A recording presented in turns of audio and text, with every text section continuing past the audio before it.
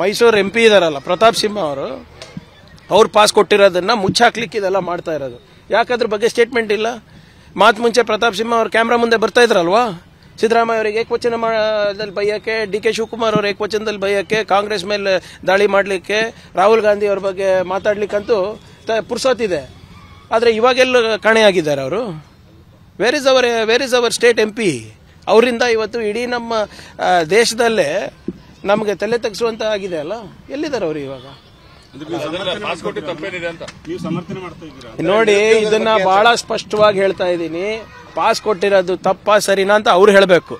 ಅದನ್ನ ನಾನೇ ಹೇಳ್ಬೇಕಾ? ಈಗ ನಾನೇನ್ ಹೇಳ, ಒಂದ್ ನಿಮಿಷ ಕೇಳಿ. ನಾನು ಹೇಳ್ತಾ ಇರೋದು, ಅವರು ಹೊರಗೆ ಬಂದು ನಿಮ್ ಮುಂದೆ ಏನಾದ್ರೂ ಸ್ಪಷ್ಟೀಕರಣ ಕೊಟ್ಟಿದಾರಾ?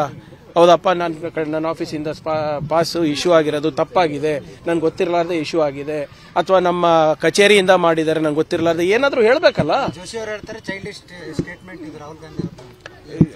ಜೋಶಿ ಅವ್ರಿಗೆ ಫಸ್ಟ್ ಅವ್ರ ಡೇಟಾ ನೋಡಕ್ ಹೇಳಿ, ನಿರುದ್ಯೋಗ ಸಮಸ್ಯೆ ಇದೆಯಾ ಇಲ್ಲ ಅಂತ.